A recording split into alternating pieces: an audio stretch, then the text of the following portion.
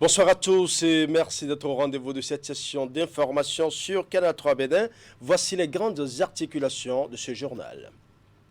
47e Assemblée générale des ressortissants de Basila, les fils et filles de cette localité, se sont une fois encore retrouvés pour ensemble réfléchir sur le développement de Basila. Il s'agit d'une rencontre qui sonne comme une mobilisation générale autour des activités pour insuffler une nouvelle dynamique à cette localité du département de la Donga.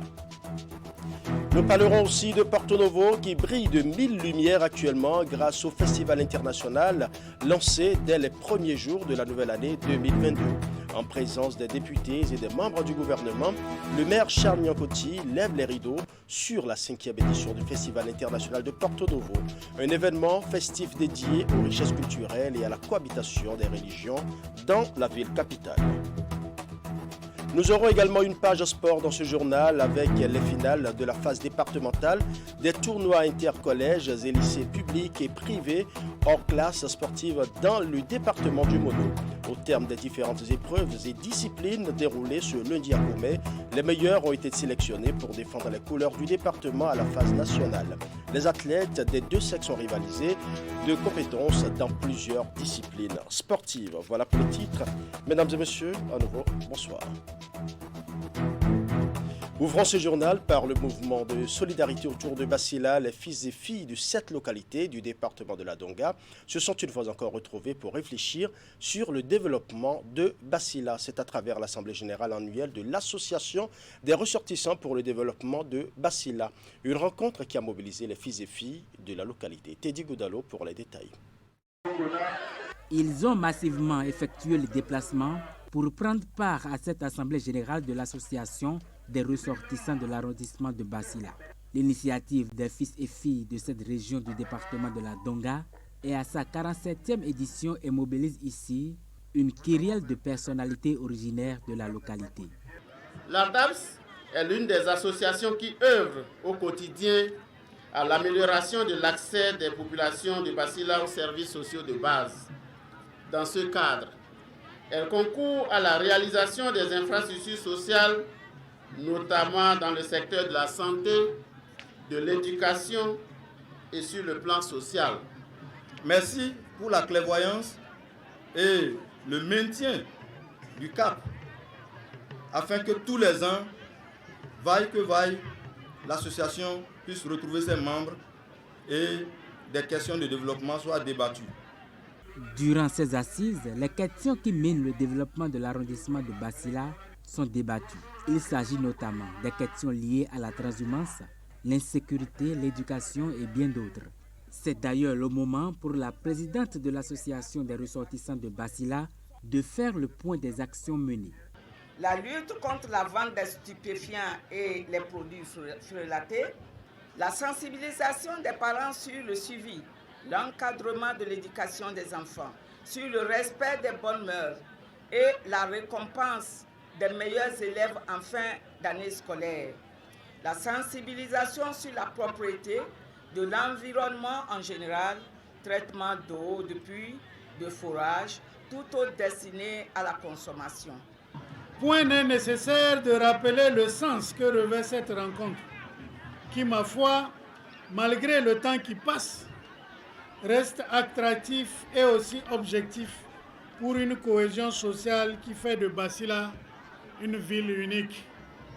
La rencontre est une occasion de grandes retrouvailles et de réjouissance des ressortissants de Basila. La présidente de l'association invite par ailleurs les participants à cultiver l'esprit de paix et surtout d'entente en vue de relever les défis nouveaux. Alors présent dans le département du Mono pour une œuvre sociale au profit des enfants malades hospitalisés. Ces derniers ont également eu droit à leur part de joie et de bonheur en cette période des fêtes de fin d'année. Ceci grâce à la générosité d'un homme qui s'est donné pour mission d'apporter un peu plus de gaieté au centre hospitalier départemental Mono Koufo.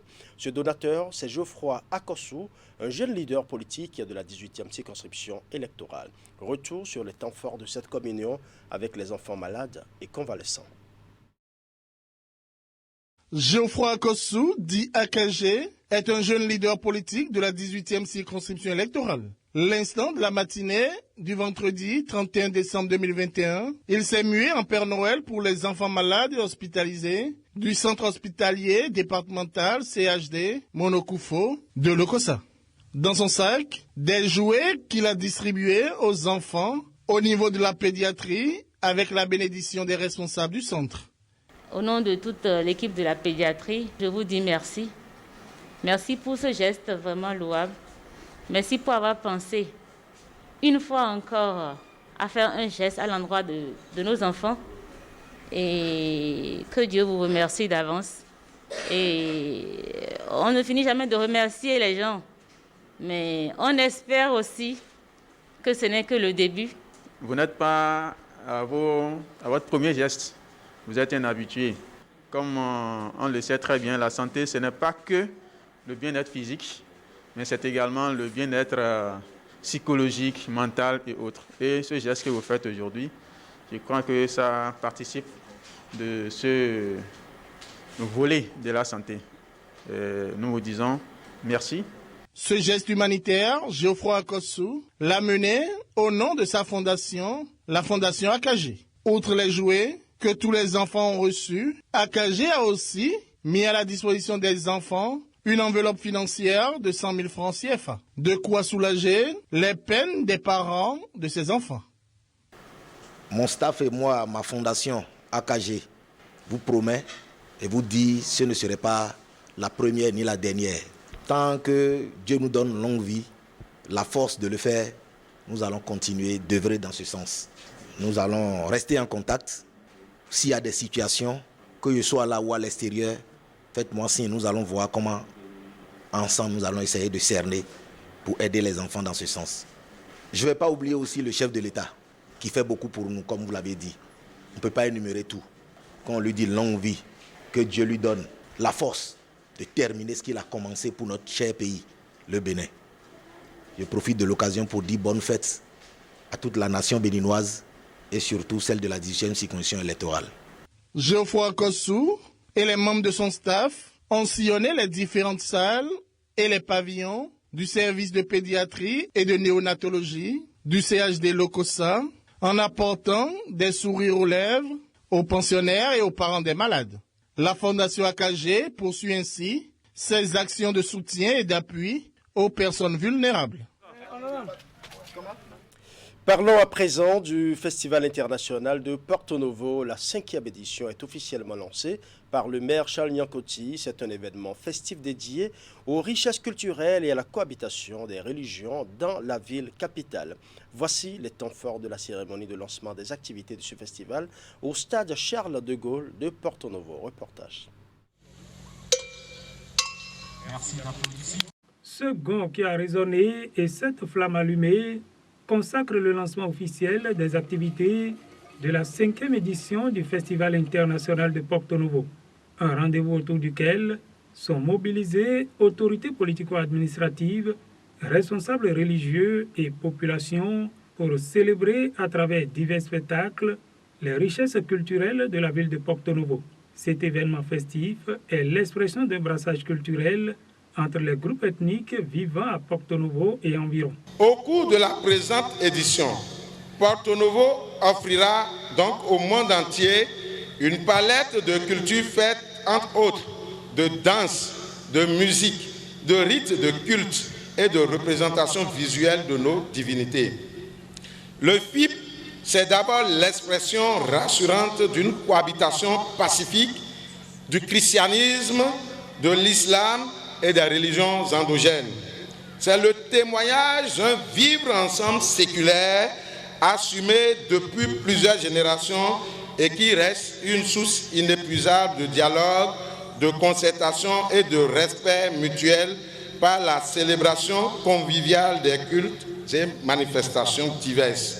Le FIP 2022 est ensuite le fruit d'un mélange artistique issu des retrouvailles de tous les talentueux artistes de l'Ouémé et du Bénin, qui s'exprimeront à travers des dizaines de spectacles sur les esplanades de l'entrée de la ville, de l'Assemblée nationale, sur les scènes du Centre culturel Ouadada, la place de l'Unité, etc. le FIP 2022. C'est des visites de sites touristiques rénovés dans la ville et des démonstrations de prestigitation des Egungun, Zangbetor et Gunko sur les places traditionnelles de la ville dédiées à cet effet.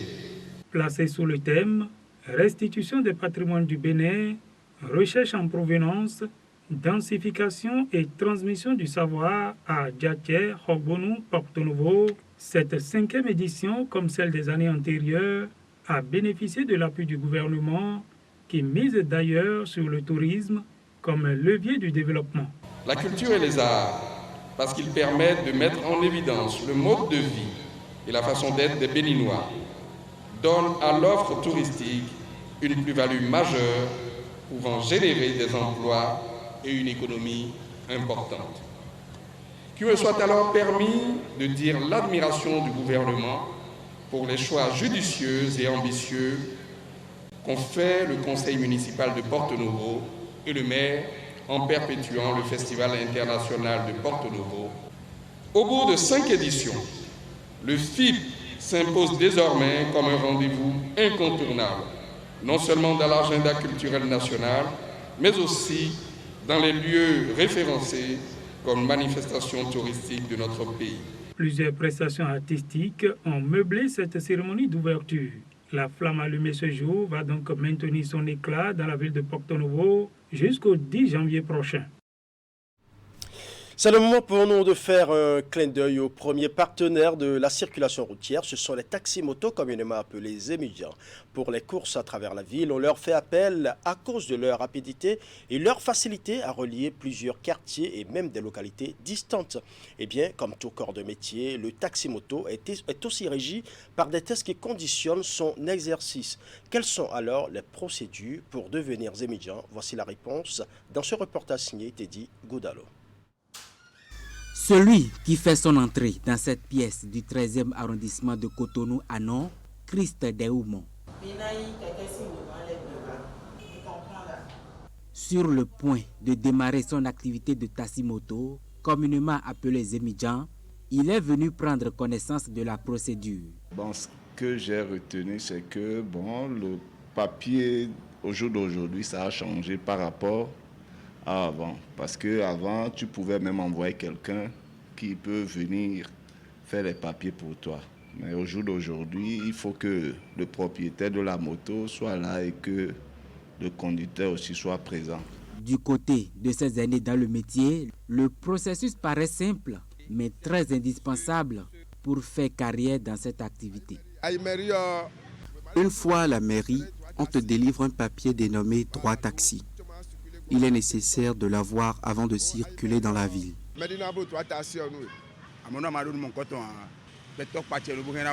Quelqu'un qui ne détient pas son droit taxi est susceptible d'être interpellé. Les pièces à fournir au niveau de la mairie pour prétendre être conducteur de taxi-moto sont multiples. Si vous achetez votre moto, vous venez d'abord à la mairie, à la section du droit taxi. Vous prenez les documents, c'est-à-dire les papiers d'achat, et le BFU, la liste des quittances, la douane de la moto. Ça, c'est nécessaire. Plus 5 100 francs. Maintenant, la carte d'identité du propriétaire, la carte d'identité de celui qui veut conduire la moto s'ajoute à ces pièces que je viens de citer et puis on vous enrôle. On vous donne un numéro. Et de là, vous irez acheter l'habit, écrivez ce numéro là-dessus, plus notre référence de la mairie. Le carnet communément appelé droit taxi ne s'obtient qu'ici à la régie principale des recettes non fiscales du 13e arrondissement de Cotonou. Il a une durée d'une année entière et permet aux conducteurs d'exercer leur métier en toute quiétude. Si un citoyen vient pour prendre l'enrôlement de droit taxi, je valide d'abord le dossier, je contrôle le dossier pour voir si les dossiers sont conformes à ce que nous prenons. Maintenant, je le valide et puis ils iront payer à la caisse. Et là, s'ils payent, ils viennent avec 2 quittances, avec un reçu de la caisse. C'est sur ça que moi je délivre maintenant le numéro du droit taxi. Il peut conduire le même jour, s'il le veut. C'est à lui de décider. Sinon, si nous nous donnons, nous comptons à partir de là et ça fait 1 année avant qu'il ne revienne prendre un autre numéro. Devenir conducteur de taxi-moto nécessite donc des démarches préalables. Et ces hommes en maillot jaune le savent pertinemment malgré quelques indélicats qui exercent le travail dans l'illégalité. Et dans le rang de ces conducteurs de taxi-moto, on retrouve divers acteurs. Contrairement aux premières heures de cette activité, les formations de base des étudiants sont aujourd'hui multiples avec la présence d'individus issus de plusieurs corps de métier. Quel est alors le profil actuel des conducteurs de taxi-moto? La réponse dans ce reportage. Zémidjan ou Kekenon, les conducteurs de taxi-moto, nos alliés sur la route, nous les voyons au quotidien. Nous les côtoyons et les sollicitons à longueur de journée pour nos besoins de déplacement. Ils sont de tous les âges, jeunes et vieux, exerçant aujourd'hui ce métier pour subvenir à leurs différentes charges. Il s'agit d'un travail libéral qui ne nécessite point une qualification particulière. Des jeunes gens ne détenant aucune compétence professionnelle en ont fait un choix de vie pour réussir à joindre les deux bouts. Ce n'était pas une corporation au sein de laquelle on retrouvait des artisans ou des personnes professionnellement qualifiées. Entre-temps, c'était l'apanage des gens comme nous qui n'avions pas fini nos formations. Aujourd'hui, on rencontre plusieurs avec des motos d'âme. Souvent, ce sont des artisans non prospères ou des chômeurs qui y viennent espérant le pain quotidien. Tout remonte à la morosité ayant prévalu au cours de la crise économique des années 80. Les étudiants ont comme ancêtres historiques les taxis-cana de la vallée de l'Ouémé, donc de Porto-Novo, qui se pratiquaient à partir des vélos qui transportaient les femmes ou leurs marchandises qui vont au marché. Et dans la crise de 1985 à 1989 au Bénin, je pense que le peuple béninois, les travailleurs sans salaire, ont imaginé donc cette activité. Le profil de ces hommes en maillot jaune a évolué au fil des années. On retrouve aujourd'hui dans leur rang toutes sortes de personnes au curricula de formation variées. C'est la lèvre que je revendais avant. Bon, après, j'ai commencé par faire l'élevage. Donc, après tout, ça ne marche pas. Donc, comme ça ne marche pas, c'est après ça que j'ai commencé par faire taxi-moto. J'ai fait haute couture. Moi, j'avais travaillé dans un cabinet d'avocats, mais malheureusement, nous ne sommes pas déclarés. Après 30 ans, notre patron est décédé. C'est comme ça que j'ai commencé. Celui qui a une moto peut décider donc de se transformer en étudiant. C'est d'abord les déflatés, c'est-à-dire ceux qui n'ont plus d'emploi. C'est aussi ceux qui se disent en chômage. Donc là aussi, vous avez les étudiants qui se convertissent en étudiants parce qu'ils n'ont pas d'emploi, alors que parmi eux, certains ont déjà femmes et enfants. Il y a ceux qui viennent des villages, d'accord, et peut-être qui abandonnent les travaux de champ ou qui, entre deux récoltes, décident de venir en fait chercher un peu d'argent en ville. Donc, voilà. Même s'ils sont considérés dans l'opinion publique comme appartenant à l'une des couches défavorisées de la société béninoise, beaucoup parmi eux nous ont confié qu'avec cette activité, ils arrivent à subvenir aux besoins de leur famille et à se réaliser. Et puisque nous parlons transport, restons-y pour parler également sécurité routière en dénonçant un phénomène devenu monnaie courante dans la commune d'Abomey-Calavi, surtout à hauteur de l'échangeur de Godomey. Les motocyclistes abandonnent leur piste pour aller disputer la chaussée avec les véhicules à 4 roues et plus. Une situation qui n'est souvent pas sans conséquences. Voici le constat de Herman Parfait à Niambosso. C'est la norme ici à cet embranchement de la route inter-État à hauteur de l'échangeur de Godomey. La minute d'observation aura suffi pour se faire une idée du sens que chaque cycliste, motocycliste, bref conducteur d'engin à 2 roues, donne à ce panneau, chose pourtant bien visible. Bon, au Carrefour et Godomé ici, il y a trop d'accidents. Surtout les évidemment, même les personnels même. Au lieu de passer sur le pavé, ils refusent et passent sur le goudron. Et devant nous, il y a des pieds qui cassent tout comme si c'est les bois. Les motos, 4, 5, se croisent ici. Ce n'est pas normal du tout ici. Donc je demande à nos autorités de nous envoyer les policiers pour qu'on puisse régler cette situation-là. C'est devant nous là, des fois un truc de sang. Le sang d'un homme, ce n'est pas comme ça. Ce n'est pas petit. Donc nous ne faisons pas ça.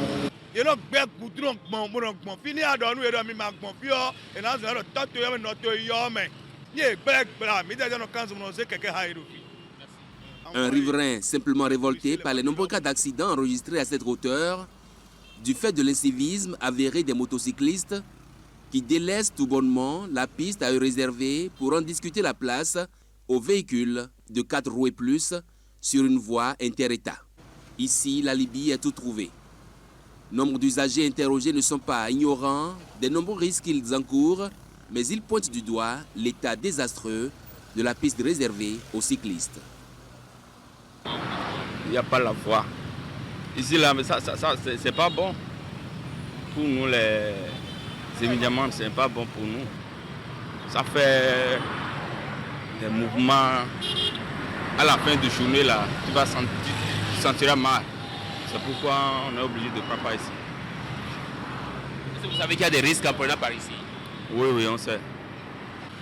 Alidaroué, bon, aga des bon les clés accident.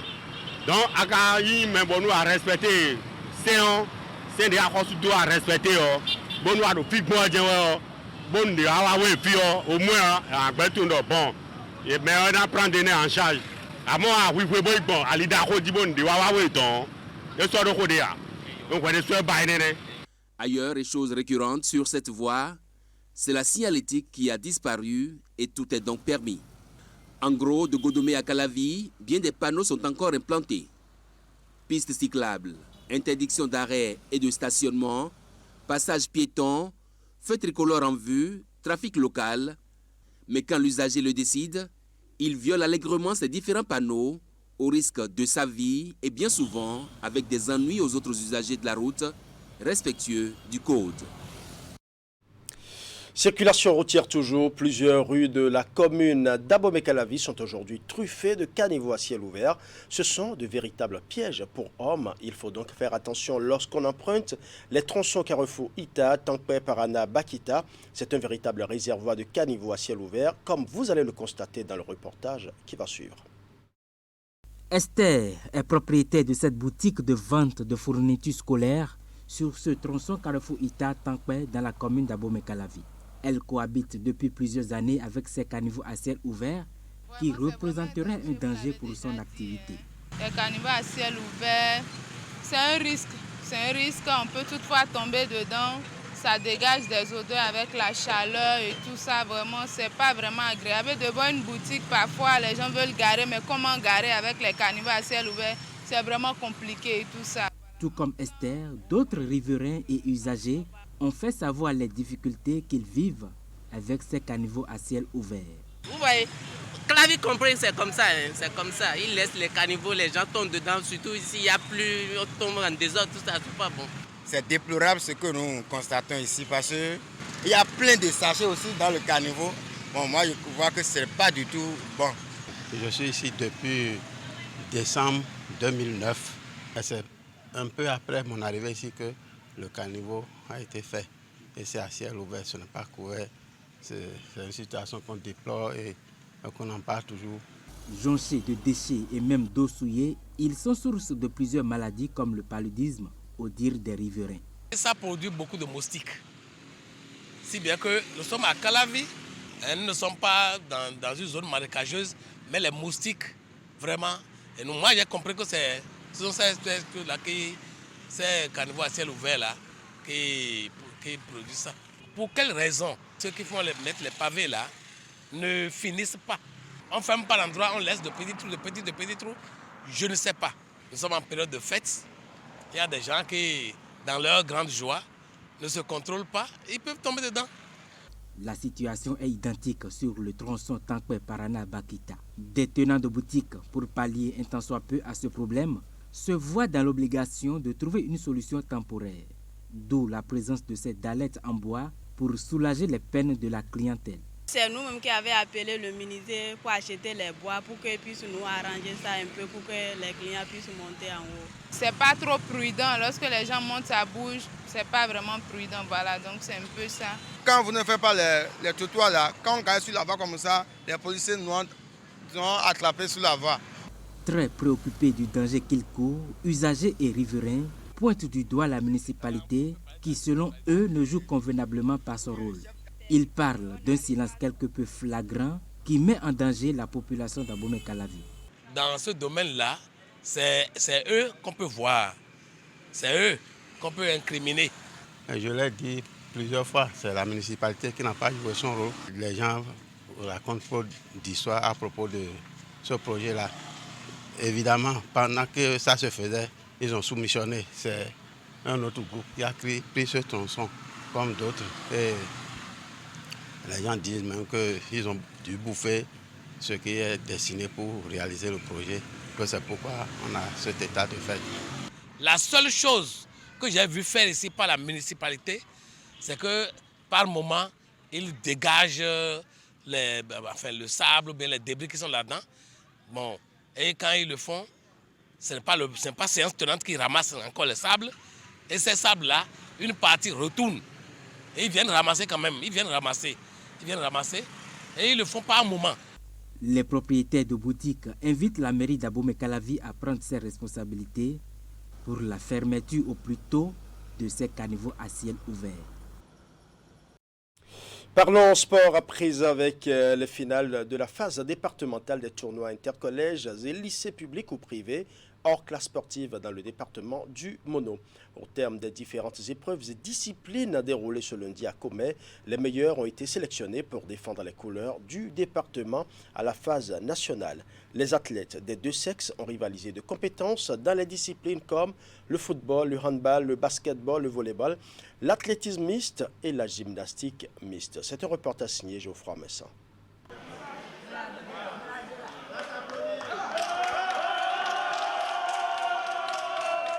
En recevant ce trophée des mains du préfet du Mono et en le brandissant, ces jeunes joueurs de l'équipe de football du CEG 1 commun ont désormais une mission. Défendre brillamment les couleurs du département dans les semaines à venir à la phase nationale des compétitions hors classe sportive. Nous sommes venus ici aujourd'hui pour jouer la finale du championnat, mais grâce à nos talents et à tout ce que nos coachs nous enseignent, nous avons eu le trophée dans le nom puissant de Jésus-Christ. Pour en arriver là, le CEG 1 commun en jaune-bleu a disposé en finale de cette phase départementale du Mono du CEG 3 Lokossa après les tirs au but. Le score à la fin du temps réglementaire était de 1 but partout.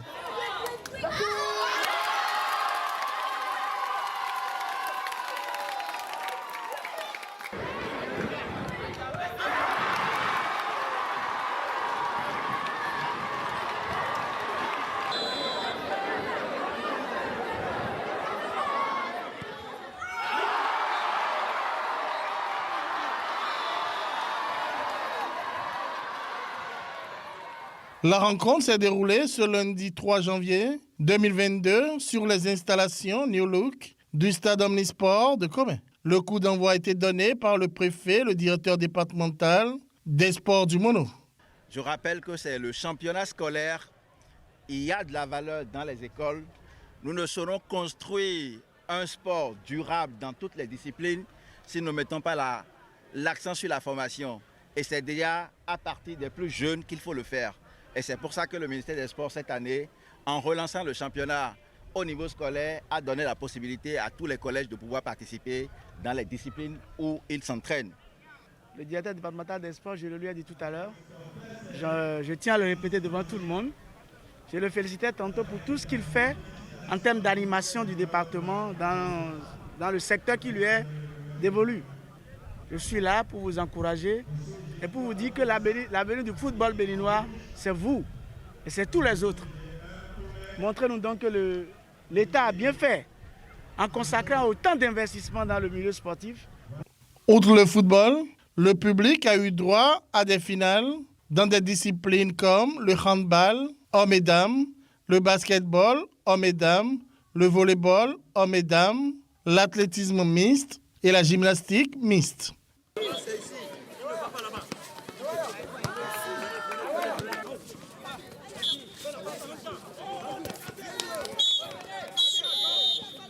Les meilleurs appelés à défendre également les couleurs du département dans les semaines à venir ont aussi été primés. Ces tournois intercollèges et lycées publics ou privés, hors classe sportive, qui viennent ainsi de livrer leur verdict dans le mono, ont démarré en juillet dernier par les phases communales.